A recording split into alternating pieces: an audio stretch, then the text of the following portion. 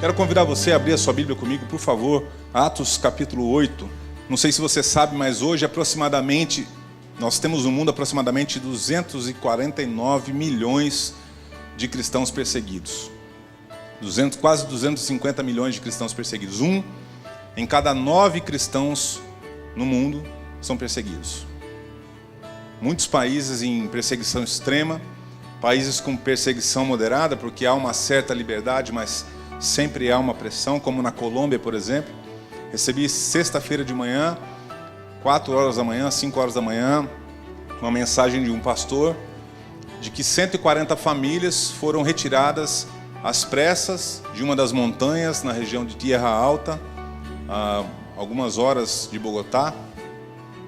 Famílias que estão pressionadas por causa das milícias.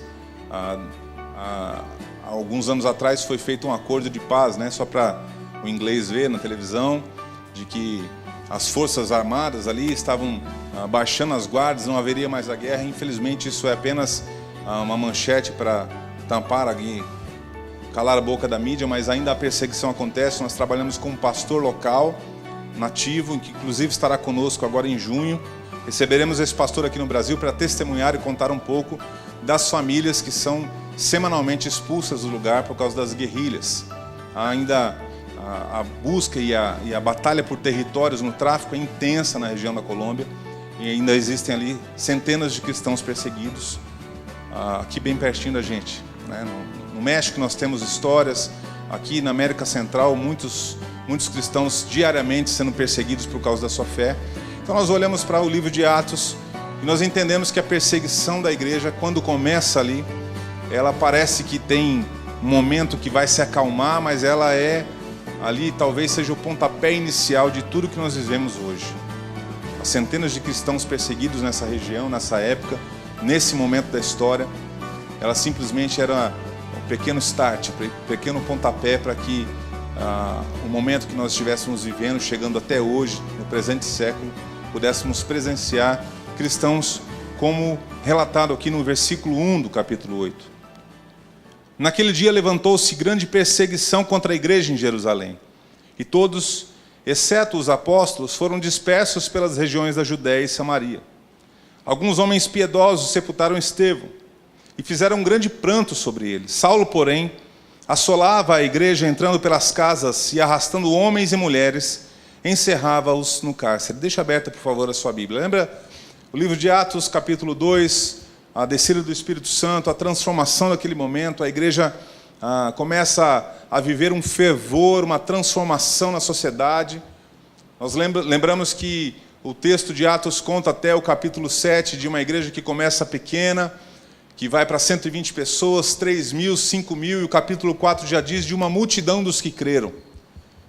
Lembra disso? Da multidão dos que creram, era um coração, era uma alma. Eles vendiam suas propriedades e bens, distribuíam entre os necessitados, depositavam aos pés dos apóstolos para que houvesse a distribuição, para que nenhum necessitado houvesse no corpo de Cristo, na família da fé.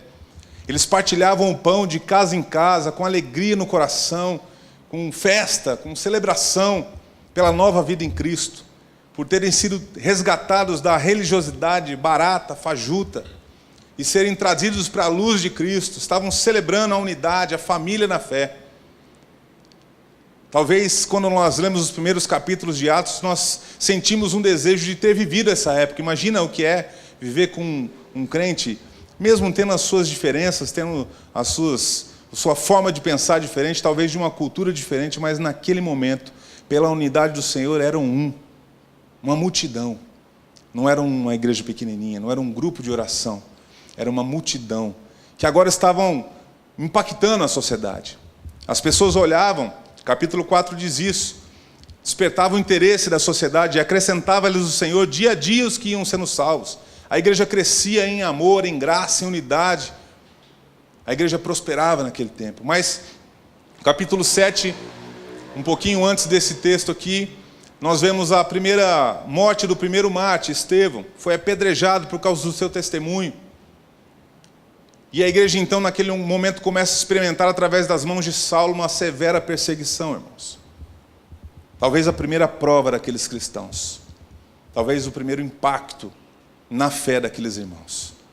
E o texto começa dando esse pequeno relato de que Saulo, sem dó e nem piedade, invadia a casa dos crentes, batia, prendia, torturava. A Bíblia talvez não houve a necessidade de relatar, mas eu tenho convicção de que atrocidades foram feitas, como até os dias de hoje acontece. Mas eu quero extrair com você algo que tem mexido com o meu coração nesses últimos 6 anos. Por quê? Que crentes perseguidos, pessoas que sofrem por causa da sua fé, ao invés de esmorecer, eles se fortalecem.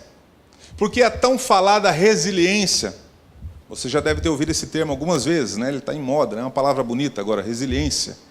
Porque a tão famosa resiliência é tão presente na história, desde os primórdios, desde a igreja primitiva, a igreja de Atos, até o presente século. Mesmo em meio a sofrimento, cristãos se mantêm fiéis. Mesmo em meio a tribulações, eles continuam amando a Jesus acima de todas as coisas. Alguns anos atrás nós começamos a ajudar uma igreja no Turcomenistão, que fica na Ásia Central. Eles se reúnem em pequenas casas, 4, 5, 6 pessoas no máximo, e cada semana numa casa diferente, porque eles não podem despertar nenhum tipo de atenção. Ninguém pode perceber que ali há cristãos, porque a pena é de morte, não há escapatória. Então eles estudam a Bíblia, eles sentam num tapete no centro da sala, tem algumas fotos de reuniões dessas, sentam nos tapetes bem próximos uns dos outros, e compartilham partes da Bíblia, porque eles não têm a Bíblia toda. Agora, o mais interessante, isso é muito comum em vários lugares do mundo, mas o mais interessante ali é que quando eles querem cantar, porque eles também querem cantar, eles querem celebrar, querem cantar louvores a Deus. Só que como eles não podem despertar nenhum tipo de atenção, ninguém pode ouvir uma canção cristã falando do nome de Jesus, eles criaram uma tática. Eles ligam um rádio com uma música local, bem alto, som bem alto, para que os vizinhos escutem essa música. E eles chegam pertinho uns dos outros na sala e começam a cantar canções de louvor a Deus, enquanto a música está rolando. Fico pensando, irmão, imagina isso. Você ter que ligar ali um Chitãozinho Chororó ali na sua... Ou seja lá qual o seu gosto musical, né? E botar ali uma música bem alta para que ninguém escute que você está cantando o nome de Jesus, e ainda assim você com fé, com perseverança, você com alegria no coração cantando que o Senhor é Deus, que Jesus Cristo mudou a sua vida, que Ele é o Senhor da história. Eu imagino como deve ser a convicção no coração desses irmãos, como era no começo da igreja primitiva. Mesmo em meio a toda a pressão, mesmo em meio a acabar de ver, esses irmãos acabaram de ver Estevão ser apedrejado até a morte por causa da sua fé. Mesmo assim, nós podemos extrair alguns princípios, podemos extrair algumas lições desse texto, que podem talvez edificar a sua fé, como tem edificado a minha e de nossa equipe ao longo desses anos. Primeiro ensinamento que eu extraio, muito poderoso, está a partir do versículo 4, nesse mesmo capítulo. Entre mentes, os que foram dispersos iam por toda a parte pregando a palavra. Filipe, descendo a cidade de Samaria, anunciava-lhes a Cristo. As multidões atendiam unânimes às coisas que Filipe dizia, ouvindo-as e vendo os sinais que ele operava. Pois os espíritos imundos de muitos possessos saíam gritando em alta voz, e muitos paralíticos e coxos foram curados. Olha o que diz o verso 8, irmão. E houve grande alegria naquela cidade. Se não está grifado na sua Bíblia, grifa aí, grifa no seu celular, grifa de algum jeito. Preste atenção na história desse homem. Filipe, um diácono que acabara de ver o seu companheiro de ministério ser apedrejado até a morte, sai com outros cristãos, e ele teria todas as desculpas do mundo, possíveis e imagináveis, para dizer, olha, eu vou me esconder um pouquinho, eu vou segurar um pouco da onda aqui, porque está acontecendo uma perseguição muito acirrada, muito forte. Nós estamos correndo riscos. Nós estamos entre a vida e a morte por causa do nome de Jesus. Eu amo a Jesus, mas eu vou ter sabedoria, eu vou tentar me esconder um pouco, eu vou tentar preservar a minha vida para eu, quando a poeira baixar, aí eu vou continuar pregando. O texto diz que Filipe, junto com os demais, saíram fugindo, mas pregando a palavra. E ainda mais, o texto diz que ele chegou em Samaria e continuamente pregava, anunciava a Cristo, sem medo, sem temor, sem dúvida, sem questionamento. Não havia nele nenhuma dúvida no coração, será que eu faço, será que eu não faço? Ele tinha entendido que a sua missão como servo de Deus era anunciar o Evangelho. Ele havia entendido que havia um compromisso da sua alma com o anunciar do Evangelho. Não era uma alternativa. Eu escolho ir ou não escolho não ir. Ele diz, eu vou sair, mas eu vou sair pregando o Evangelho. E quando ele chega em Samaria, ele anuncia a Cristo. E o texto diz que uma multidão, olha só, uma multidão atendia, unânime, as coisas que ele dizia. Irmão, atender uma multidão nos dias de hoje é fácil. Posta um vídeo aí na internet que você rapidamente consegue falar com dezenas de milhares de pessoas. Eu quero ver a gente alcançar uma multidão nessa época, sem som, sem microfone, sem carro de som, sem igreja, sem nada. E o texto diz que onde chegou aquele homem, houve uma transformação, porque o reino de Deus chegou naquele lugar. Houve grande alegria naquela cidade. A primeira lição que eu extraio da vida de cristãos perseguidos, de homens e mulheres que são pressionados diariamente pela sua fé, é que há uma superação vocacional mesmo em meio à crise. A igreja precisa aprender continuamente que nós vivemos em crise, estamos hoje, já vivemos no passado, estamos hoje e viveremos em inúmeras crises todos os dias, pessoais, na sociedade, na pressão que vivemos o tempo todo contra a nossa fé, nas crises financeiras, nas batalhas familiares, nas lutas que temos diariamente com a nossa saúde. Não há crise nenhuma que possa impedir o avanço do Evangelho. Há uma superação. A igreja, eu e você, como igreja do Senhor, precisamos entender que precisa acontecer em nossa vida diariamente uma superação vocacional no meio da crise. A nossa vocação é pregar o Evangelho, irmãos. Em Mateus 24:14, Jesus conversa com seus discípulos e diz assim, os discípulos, Senhor, qual será o sinal da sua vinda? Aí Jesus começa a relatar, olha, vai ser um tempo difícil. Guerras, rumores de guerras, terremotos, nação contra nação. E dá todo aquele panorama pesado e ainda diz assim, olha, mas fique tranquilo que ainda não é o fim. Bem bacana. Mas no versículo 14, Jesus responde a pergunta dos discípulos, ele diz assim, e será pregado esse evangelho do reino, a testemunha a todas as nações, então virá o fim. Significa que eu não sei quando Jesus voltará, mas a Bíblia nos afirma como ele voltará. Quando todas as nações do mundo ouvirem sobre o evangelho. Nações não são as 193 nações que nós conhecemos, mas o original no grego é a palavra etnê, são as etnias. Hoje são aproximadamente 17.800 etnias no mundo, e cerca de 7.000 etnias não têm presença de missionários. A maioria delas ainda não tem uma linha da Bíblia traduzida. Existem hoje etnias aqui no Brasil, bem próximo da gente, que não ouviram falar do amor de Deus. Nós chegamos num projeto no sertão, alguns anos atrás, e um dos missionários que era parceiro da MAI chegou numa comunidade quilombola, em Acauã, no Piauí. E quando eles adentraram aquela comunidade, eles perguntaram assim, para o ancião daquela comunidade, o senhor conhece Jesus Cristo? Aquele senhor deu uma coçada na cabeça, rapaz, Jesus Cristo, ó mulher, já passou um tal de Jesus Cristo, ele vende o quê mesmo?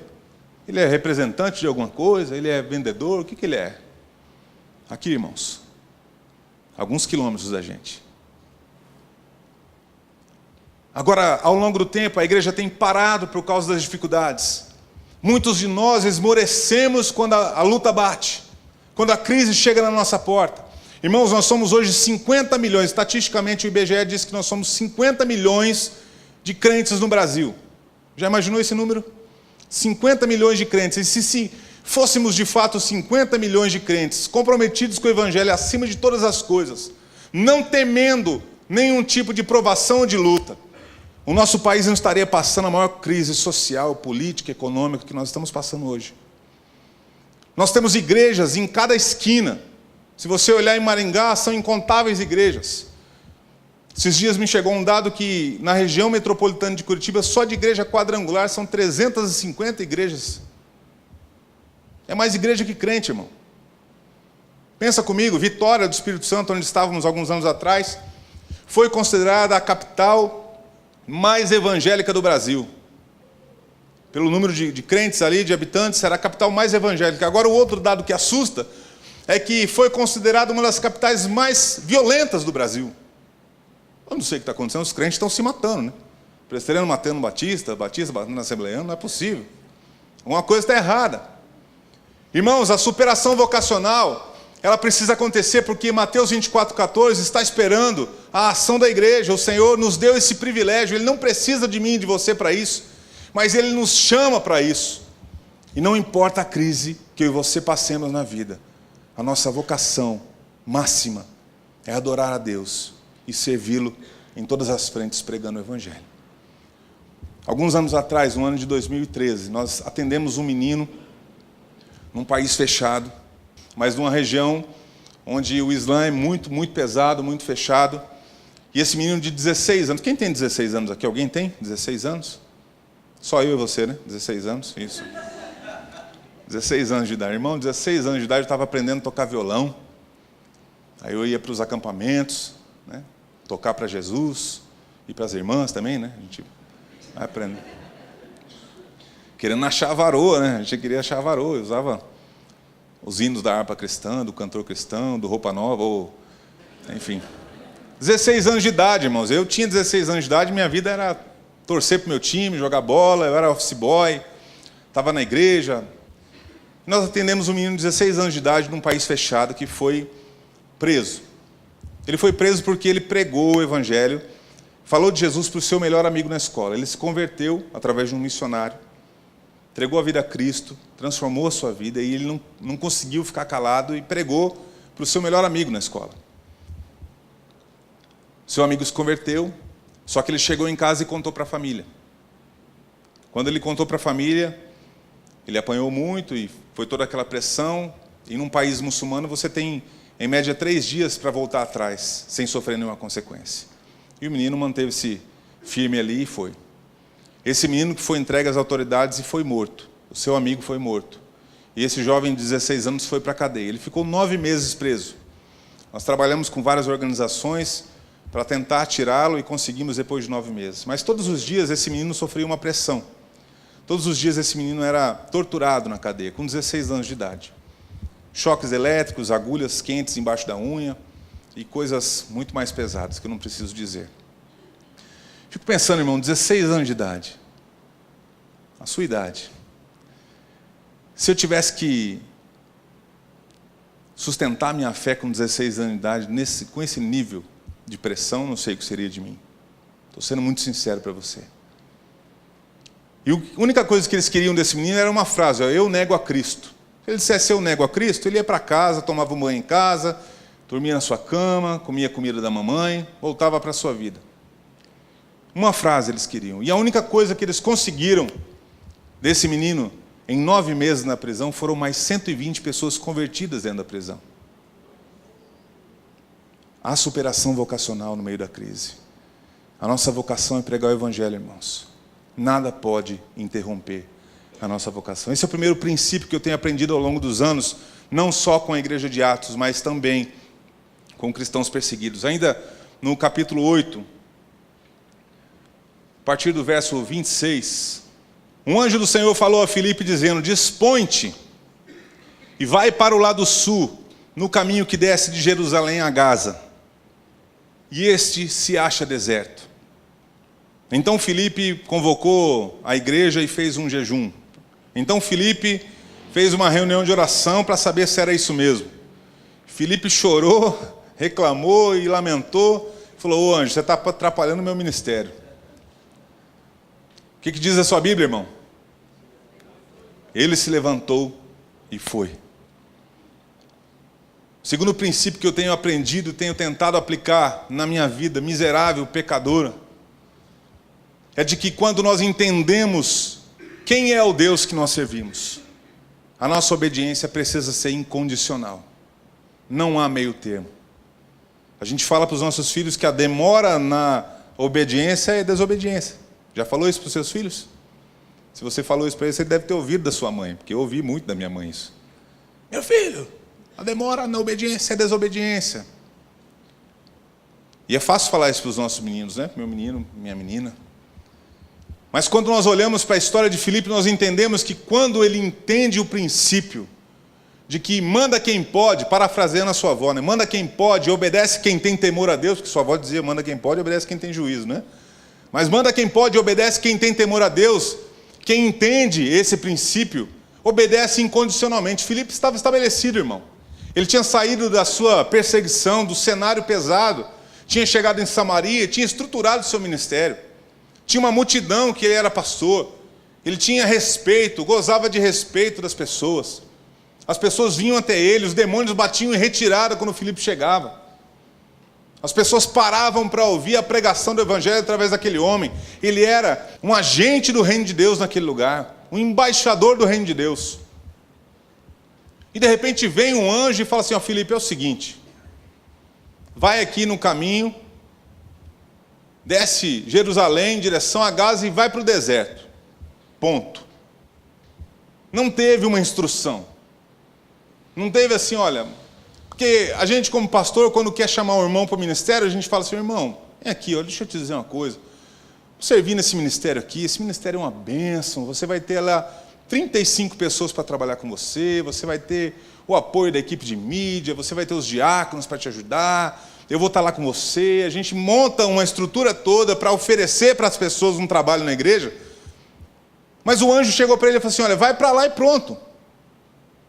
Agora, para o que você está fazendo, porque Deus quer mudar o seu campo de atuação. Deus está te dando uma nova direção. E Filipe não questiona. Não há no coração dele dúvidas que Deus possa estar errando no processo. Mas às vezes, eu e você como crentes nos dias de hoje, eu temo muito pela minha vida que às vezes eu quero achar o que Deus deve dizer. Eu quero pensar, olha, Deus, o senhor pode fazer isso aqui, ó. Agora o senhor pode me mandar desse jeito aqui, que aqui está prontinho. Ó Deus, a gente quer abrir um projeto ali, agora é o lugar, ó. Está vendo? Abriu ali uma porteira, ali uma frente, ó, eu quero ir para lá. Muitas vezes eu, como crente, quero manipular a vontade de Deus e quero fazer com que Deus responda aos meus anseios. Enquanto nós não entendemos que quem manda é o Senhor da história, é o Deus da nossa vida, nós não vamos avançar com o Evangelho. O Evangelho vai retroceder. Eu louvo a Deus por essa igreja, irmãos. De verdade, não estou fazendo nenhum tipo de elogio para passar bem aqui não na sua frente. Mas são poucas as igrejas que investem em projetos missionários como essa. 60 parcerias, isso é muito, muito precioso. Porque ao contrário disso, irmãos, tem muitas igrejas que não investem no avanço do Evangelho porque não entenderam o princípio do ID e não obedecem. E quantas igrejas que abrem e estão fechando? Quantas igrejas que outrora eram igrejas fortes, hoje se tornaram congregações, estão à porta de fechar os seus trabalhos. Enquanto nós não entendermos o princípio da obediência, como Sophia Miller entendeu. Não sei se você conhece a história de Sophia Miller. Uma jovem americana que passava numa praça pública em Nova York, no centro de Nova York. E ela ouviu um homem pregando o evangelho ali com a Bíblia, gritando no meio da rua. Já viu um homem desse? Você já achou que ele era louco? Se você não, você é mais crente que eu, porque eu já achei. Lá em São Paulo tinha uns caras de terno, ao meio-dia, gravata assim, torando. Ele pingava assim, tinha aberto uma torneira assim, o bicho suava. E com a Bíblia gritando, eu passava, eu crentão, né? Crente assim, sábio, né? Estruturado assim, homem cheio de fé. Passava, ele que homem sem estratégia. No alto da minha ignorância, que homem sem estratégia. Sophia Miller encontrou um homem desse, passando numa praça. Eu já pedi perdão a Deus, viu? Já está resolvido com Deus isso já. Só não perdi perdão ao homem porque eu nunca mais vi ele, mas lá no céu é bem provável que eu vou olhar, ver ele suando ainda, porque ele vai estar de terno. Vou dizer, irmão, perdão, porque o senhor estava pregando o evangelho. E ela estava passando na praça, ela ouviu uma frase que chamou a atenção do seu coração e ela parou. parou, deixou o seu compromisso de lado, virou para aquele homem e ouviu a pregação do evangelho. E naquele dia, no centro de Nova York, com um homem doidão gritando com a Bíblia na mão, ela entregou a sua vida a Cristo. Isso me prova que basta apenas um versículo das Escrituras lido, que é capaz de transformar a história do homem. Essa palavra é poderosa, ela penetra, transforma a nossa história. E essa mulher ouviu aquela história, foi conquistada, ganha por Jesus naquela praça. Jesus transformou a vida daquela mulher poderosamente. 3 anos depois, ela já se preparou, foi para um seminário e foi enviada como missionária para as regiões amazônicas. Trabalhou Colômbia, Equador e até no Brasil. Trabalhava dia e noite traduzindo o evangelho para aquelas etnias, pregando, discipulando, alfabetizando as pessoas. Até hoje, dados do IBGE contam que todas as comunidades que Sophia Miller trabalhou, todas as comunidades, todos os vilarejos que ela atendeu, todas elas têm o menor índice de infanticídio, de alcoolismo, de depressão, de analfabetismo, porque uma mulher dedicou a sua vida. Um barqueiro que levava ela de noite, ainda é vivo, contou, e inclusive eu escrevi isso no meu livro, porque tem um testemunho de um presbítero lá de Curitiba. Mas como que era? Ela cruzava, ela dormia à noite? Não, ela passava o dia trabalhando, discipulando, traduzindo, mas quando ela viajava de uma etnia para outra à noite, ela colocava uma lamparina e ela ia escrevendo a tradução do Novo Testamento na língua daquela outra etnia que ela estava vindo visitar. Deu a sua vida por 30 anos fazendo isso. No final da sua vida, alguém perguntou para ela assim: Sophia, como foi o seu chamado? Conta para a gente como foi, porque crente gosta disso, né? Como que foi o chamado, assim, aquela coisa bonita. Deus escreveu na nuvem, ide, uma flechinha, né? A gente gosta de coisa pirotécnica, não é isso? Precisa dessas coisas, parece que a gente precisa dessas coisas para ver que é Deus que está falando, né? Vem um anjo assim, aparece. Olha, eu não tive um chamado, respondeu ela. Eu li uma ordem e resolvi obedecer. Simples assim. Eu não tive um chamado. Eu li uma ordem e resolvi obedecer. O que mais me encanta, no terceiro princípio que eu aprendo aqui, irmãos, rapidamente para nós finalizarmos. Versículo 27 conta algo precioso da vida de Filipe. Eis que um etíope, eunuco, alto oficial de Candace, rainha dos etíopes, o qual era superintendente de todo o seu tesouro, que viera adorar em Jerusalém, estava de volta. E assentando do seu carro, vinha lendo o profeta Isaías. Então disse o Espírito a Filipe: aproxima-te desse carro e acompanha-o. Olha o versículo 30, irmão. Correndo Filipe, ainda bem que não era eu, né? Imagina ele correndo atrás do carro. Jesus, tem misericórdia. Ouviu ler o profeta Isaías e perguntou: compreendes o que vens lendo? Ele respondeu: como poderei entender se alguém não me explicar? E convidou Filipe a subir e sentar-se junto a ele. Ora, a passagem da escritura que estava lendo era esta: foi levado como ovelha ao matadouro, e como um cordeiro mudo perante o seu tosqueador, assim ele não abriu a boca. Na sua humilhação, lhe negaram justiça. Quem lhe poderá descrever essa geração? Porque da terra a sua vida é tirada. Então o eunuco disse a Filipe: peço-te que me expliques a quem se refere o profeta. Fala de si mesmo ou de algum outro? Olha o 35. Então Filipe explicou. E começando por essa passagem da Escritura, anunciou-lhe a Jesus. Aleluia, irmão.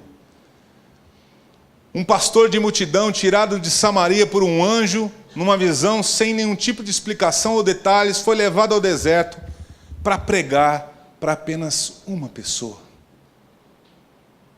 Uma pessoa.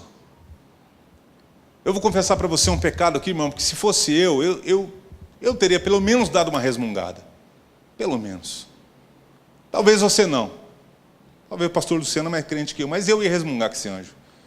Você me tirou de lá para vir aqui para falar com um homem só. Não me faz correr atrás do carro. Que isso? E Filipe, com uma total obediência, com um coração contrito na presença de Deus, crendo que ele estava ali enviado pelo Senhor, foi atrás daquele carro. E eu ia estar irritado. Eu ia falar: para esse negócio aí que eu preciso falar com você, que Deus mandou. Eu ia fazer mais ou menos assim, né? E ele correu atrás do carro, docilmente, fez as perguntas, anunciou o evangelho e conta a história que a região onde esse homem morava foi altamente evangelizada por causa da ação obediente de Filipe. Eu quero dizer para você que a história não tem a ver com o que eu penso. A história é sobre Ele. O terceiro princípio que a igreja precisa aprender, eu e você precisamos aprender diariamente, que a história não tem a ver com o meu conforto, com o meu planejamento, com o meu ministério, porque o ministério não é nosso, não é dele. Não tem a ver com a minha igreja, porque a igreja é dele. Não tem a ver com o meu cargo, porque ele te colocou ali. Não tem a ver com os seus projetos pessoais. Tem a ver com o que ele quer. A história é sobre ele, irmão. Nós somos apenas coadjuvantes. Ele é o ator principal. O papel principal da história é dele. O Criador de todas as coisas, que desde o princípio criou você e eu, para que pudéssemos servi-lo, adorá-lo, servir a história da humanidade, obedecendo em amor aquilo que ele nos ordenou. Quando nós entendemos esse princípio, nós vamos deixar de olhar para as nossas próprias crises, parar de chorar pelos nossos próprios problemas e começar a enxergar ao nosso redor. Um pastor paquistanês foi atendido por nós. Nós temos muitos cristãos paquistaneses porque a perseguição lá é muito acirrada. E ele estava voltando para sua casa. Tentaram acusá-lo várias vezes, tentaram incriminá-lo várias vezes, não achavam forma, então resolveram executá-lo. 2 homens resolveram executá-lo e armaram uma emboscada para ele. Ficaram numa pequena viela, e quando ele estava chegando em casa com a sua moto, eles lançaram uma espada na direção do seu pescoço para decapitá-lo. E quando ele percebeu aquilo, ele se abaixou na moto, e ao invés de pegar no pescoço, pegou na altura da sua boca. Cortou de fora a fora, ele tem uma cicatriz forte dos lados, parte da sua língua caiu no chão, e os homens fugiram, e rapidamente os vizinhos ali pegaram aquele homem e levaram para o hospital. O médico fez um trabalho incrível, reconstruiu sua língua, e ele ficou algum tempo sem poder falar, se alimentando por sonda, com uma cicatriz forte, mas apenas a cicatriz. E depois de um tempo, um pastor parceiro da Mais, que trabalha com uma organização que atende cristãos do Paquistão, através deles que nós chegamos do Paquistão, foi visitar esse homem no hospital. Ele fez a seguinte pergunta: irmão, eu estou aqui em nome da igreja, em nome do corpo de Cristo, e quero te oferecer ajuda. De que jeito que nós podemos te ajudar? Olha, irmão, se fosse eu tinha uma dúzia de resposta ali. Irmão, me tira daqui porque o negócio está feio. Protege minha família lá e me ajuda aí, porque eu preciso de mais segurança para pregar o evangelho, porque desse jeito não dá, não. Irmão, me leva para fora daqui, me leva para outro país, em segurança, porque eu preciso ter segurança, porque não dá, preciso pregar o evangelho em segurança. Eu teria a noite inteira de resposta para dar para aquele homem. E aquele pastor ainda com dificuldades de falar, mas abriu um sorriso e disse assim: olha, irmão, eu sei como é que você pode me ajudar. As Bíblias que eu uso para evangelizar aqui estão acabando. Será que você não pode mandar mais Bíblia para mim? Vai ser crente assim lá em casa, né, pastor? A história não é sobre mim, sobre você, sobre o meu conforto. A história não é sobre o que eu quero para a minha vida. A história não é sobre aquilo que eu acho que Deus deve fazer para mim. A história é sobre Ele. Se Ele me colocou lá, esse pastor entendeu o princípio da obediência, irmão. Se Deus o colocou ali, é ali que ele deveria dar a vida. E o trabalho dele precisava continuar. Então eu preciso finalizar essa noite dizendo para você, irmão, que ao invés de servir a igreja sofredora, Deus tem usado a igreja sofredora para desafiar a minha vida. Deus tem usado a vida desses irmãos para confrontar o meu coração. Se hoje chegasse uma perseguição, e a capa do livro é bem isso, será que eu preciso de uma perseguição para que a minha fé seja conduzida a um nível diferente? Será que eu preciso enfrentar esse tipo de tribulação para que a minha fé mude de estágio? Será que hoje, se alguém tocasse na minha esposa e nos meus filhos, por causa da minha fé, eu ainda manteria o meu amor ao Senhor Jesus, manteria o meu nome de cristão? Que Deus nos ajude, irmãos, porque somos 50 milhões de crentes no Brasil. E nosso desejo é que esse país seja evangelizado. Que a cidade de Maringá seja totalmente ganha para o Senhor Jesus. Mas para isso nós precisamos superar as nossas crises diárias e continuar avançando na nossa vocação como igreja.